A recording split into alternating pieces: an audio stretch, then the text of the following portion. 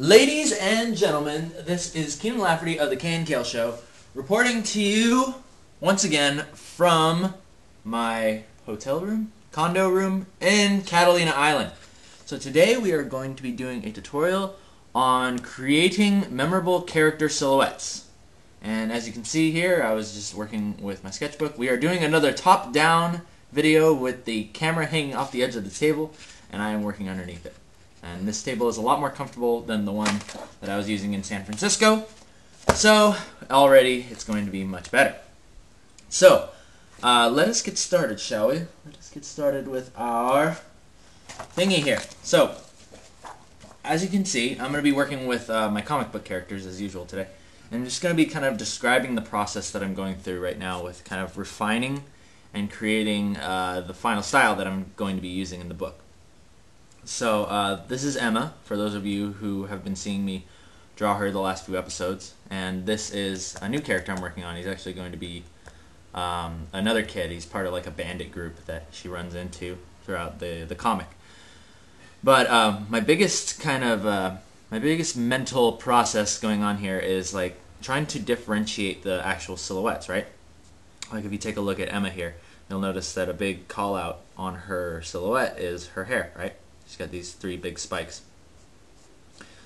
So, and actually I'll draw this big to make sure that this shows up properly.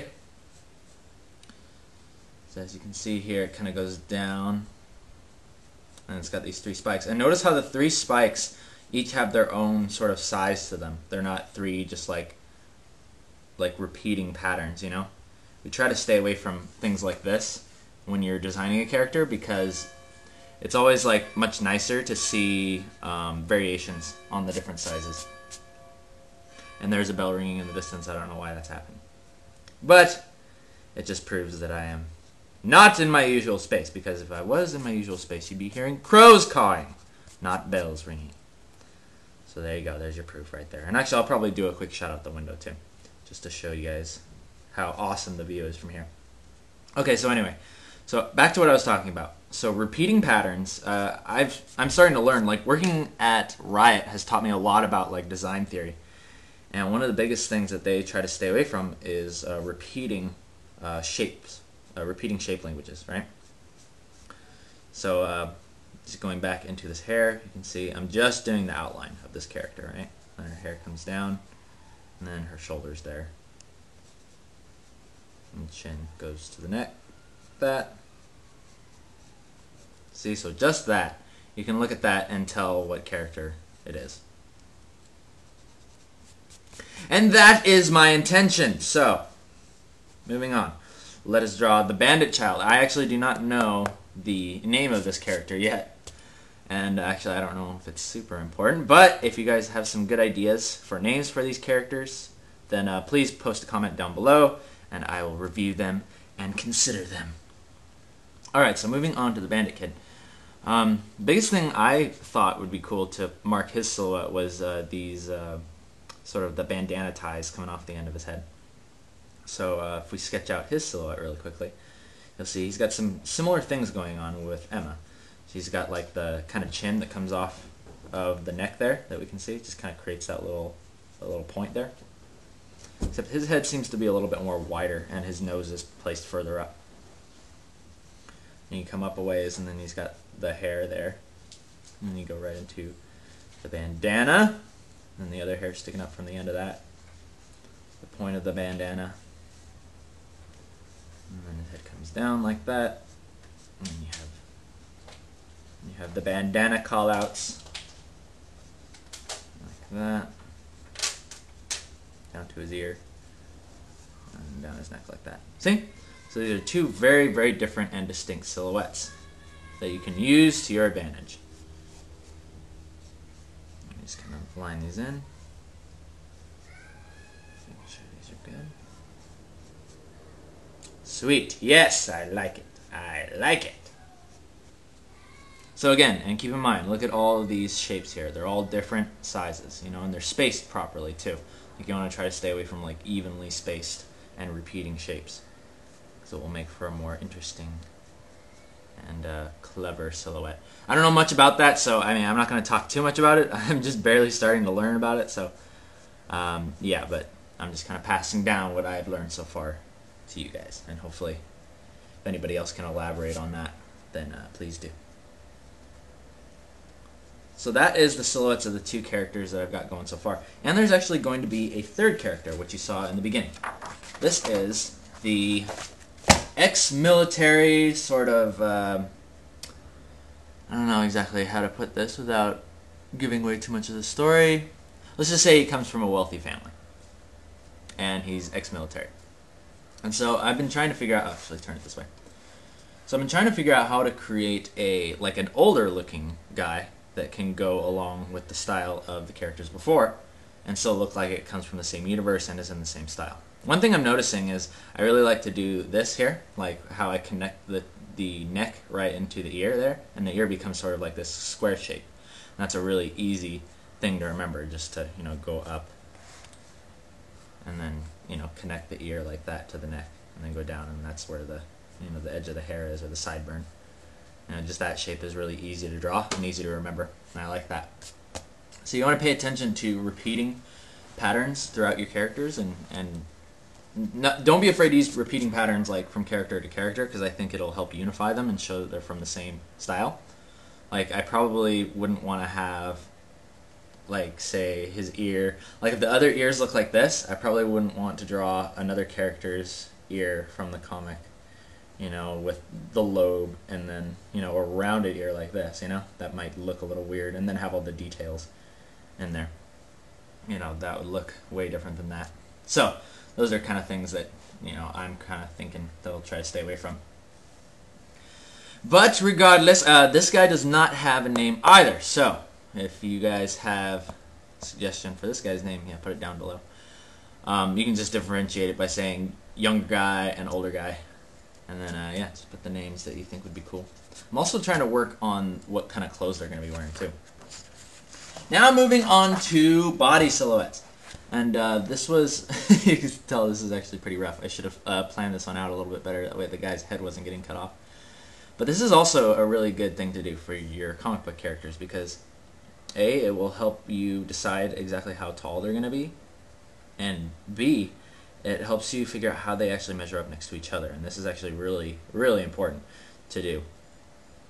Because you might not notice, but somebody could be taller than somebody else, but the short person has like a giant head. And it might look a little weird for that person, for the younger person to have a bigger head than the older person, you know? So that's something I'm trying to kind of remedy and stay away from. I don't think it's like a huge problem as of right now. But, yeah, we'll see. That's just something. Things that I'm keeping in mind as I go forward. And also a big thing that I do is I'll just kind of grab the head and then just kind of like go down and figure out, you know, this guy's like 5 heads. She's just a little over 5 heads. And just make sure that they're all working properly. I know a little bit of what I want the bandit kid to be wearing. But as far as the older guy, I really don't know what I would make him be wearing.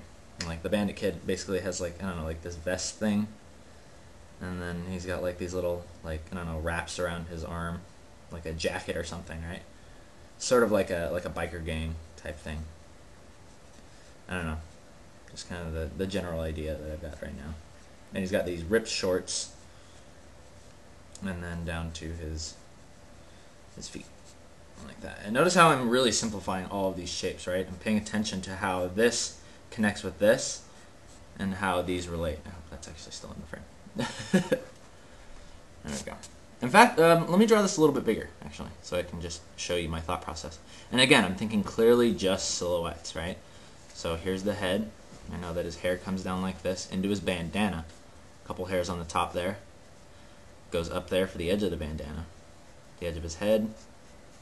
The bandana, which can be, you know, different shapes. It doesn't always have to be the same exact shape, like the one that I showed before. Down like that. And then the shoulders, I like to kind of round it like that and have the shoulders go straight down like that. I'm thinking of the torso that's within here, and then it kind of curves down like this.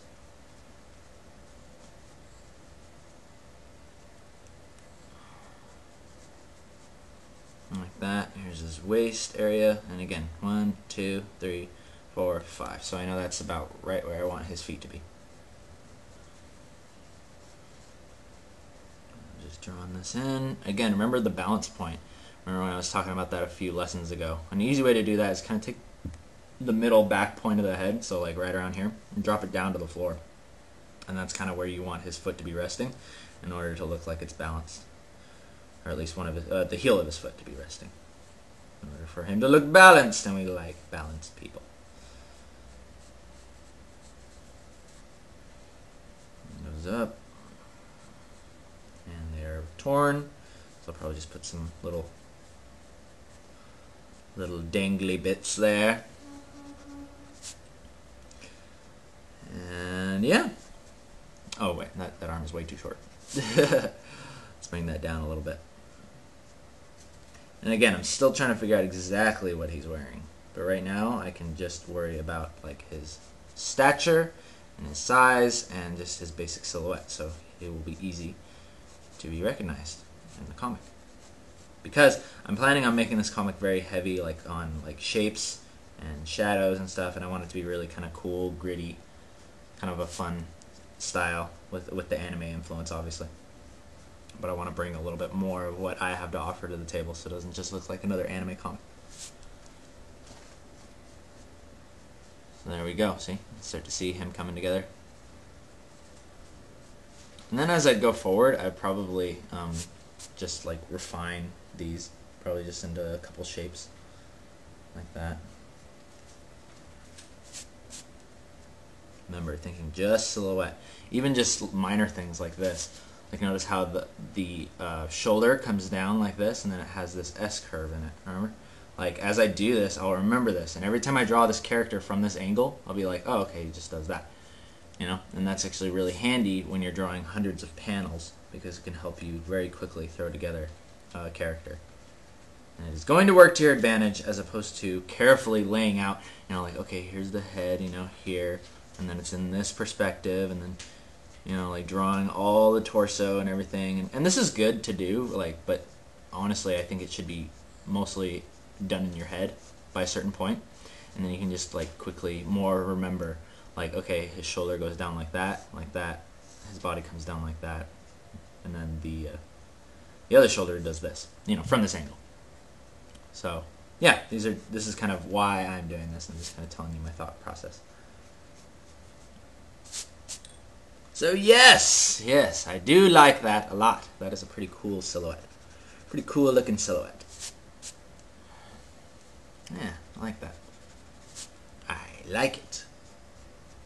Okay, so last thing I'm going to talk about is action. Action silhouettes. Action silhouettes are so important because you can make your actions that your character is doing look so much more dynamic and clear in your comic. And it's so important to do it in your comic because your reader is only going to have, like, at most, like, 1 second to look at that panel, and they're going to want to know exactly what's going on. So let's say if we were laying out, like, let's say we're laying out Emma, like, chopping something, right? Chopping a zombie. Like, if we do something like this, where her head is here, right? And she's, like, swinging downward. Like this, right? With the axe. She's holding the axe here, right? And then her skirt's kind of going off like that. And say the axe is coming down like this. That's the edge of the axe. Like that, right? And it's like swinging down like this way. Let's say her legs are out like that, right? So, the problem with this is, if you were to just take this silhouette, let's just draw that in really quickly. You'll notice that as we draw in these shapes, you start to kind of lose exactly what is going on here from this angle, right? And let's erase all this stuff in here so you can see exactly what I'm talking about.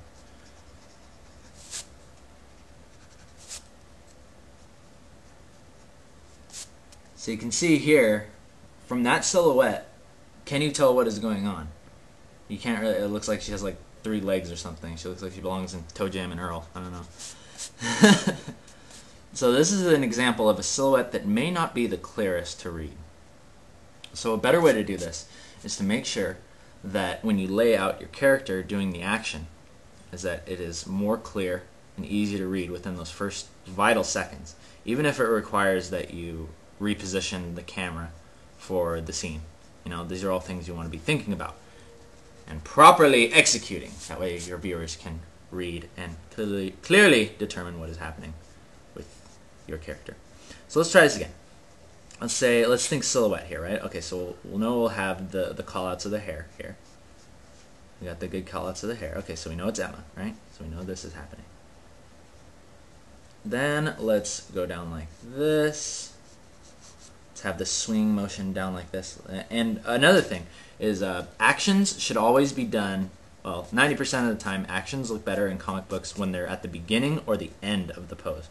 If you're in the middle of doing something, you'll notice this like with punches in comics. The punches are never like just connecting with the person's face. The punches have followed through and the guy is like flying towards the edge of the screen. And they used to do like the midway punch in like really old comics, but as they become more modernized, I think they started to understand that it looked much more dynamic and action-packed when you draw the action followed through.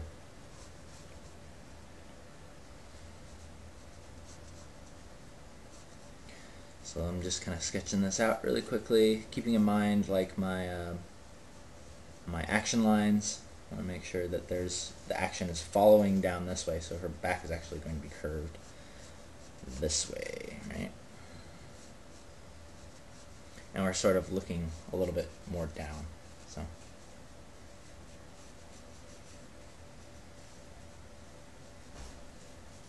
and the axe will be down here.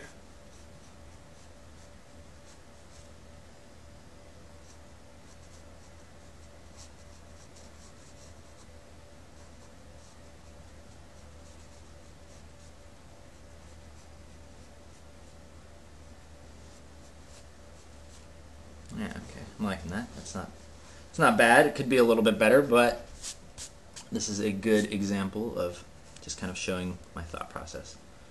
I'd actually probably lower her head a little bit more, just looking at this. Just to make sure, because notice, like what I'm doing is I'm creating this motion going up here, like this, and I'm rounding it over like that to show that the axe is coming down and hitting something here, right? And once you start thinking of just like your flow of your action lines, I think it'll help sell a lot more of what you're trying to do with your characters. The axe comes up like this. She'll be holding it here. Alright. Elbows there. Other arm. And again, just thinking silhouette. Just thinking silhouette. For now. There's our other foot there.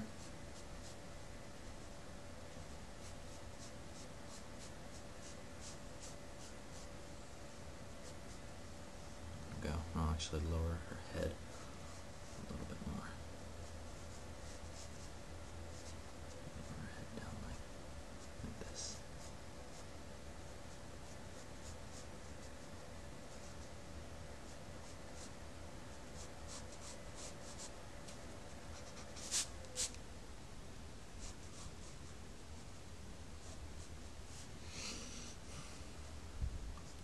Good. I'll probably have her hair kind of like go out a little bit too, just to help show that there's action happening here. There we go. Now let's kind of like erase those lines just to kind of clear up the silhouette that's happening. I'll probably put a little bit of like space in between here, just to even separate those arms, you know. I think it's good. It's just good to remember that. And this is a good way to just kind of help lay out how you want your character to be moving. Like in a thumbnail, I might actually do thumbnails like this for the comic. It'd actually help out quite a bit, because then you can get into all the intricacies of like, okay, how the heck do you actually hold an axe when you're swinging it like this. You know, those are always good to look at references of that and then sort of simplify it into your style. Because there's lots of like ways to like swing axes, and especially when you're doing like a chopping motion, and your mind or your eyes have already seen that, and your mind has already processed and kind of remembered what that looks like. So if you were to look at a reference of that and then draw it and interpret it in your style, it's going to be a lot more believable. But for the sake of just drawing it out without reference, seeing how well we can do, I think this is actually coming across quite well. So now you can see clearly. Let's get rid of that. When you're thinking just silhouette, if you look at this, now you can tell exactly what's happening, right? Because you follow this line all the way up and then back down, right? And then you can even put in, like I'd probably put in some like movement lines or something like that. I'll have to figure out a good way to do this. You know, some cartoons and some like fighting games I've seen, they kind of do this thing. They'll kind of like take the edges of it and they'll kind of like pull them up like this. And I kind of like that a little bit. So I wonder if I could get away with doing that. Yeah, I like that. I don't know, something like that. But now you can see clearly that this silhouette is much more in action. There's cool lines and shapes going on. There's motion. And it's very clear to your reader, most importantly, as to what is going on. So that, my friends, is what is most important, in my opinion, with comics, is how clear are your actions and how easy is it for the reader to tell what's going on within the first, literally, half a second that he's looking at the panel.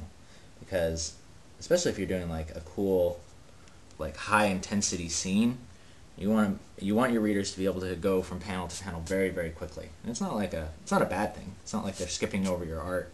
It's just that it's efficient. It's very efficient, and it will allow your reader to enjoy your comic book a lot easier. And I think in general it'll just make it a better experience. So yes, with that I'm going to finish up today's episode 48 of the KNKL Show, How to Work with Silhouettes. My name is Keenan Lafferty, and I will probably send you guys like an update, just like a little shot out the window of like what's been going on here in Catalina. It's been a great time and just relaxing with my friends and getting some much needed rest for my wrist and my hand because it's been getting sore from all the work I've been doing. So, with that, I will bid thee farewell. Thumbs up if you like it, thumbs down if you don't. I will see you guys next week. Until then, you guys take care.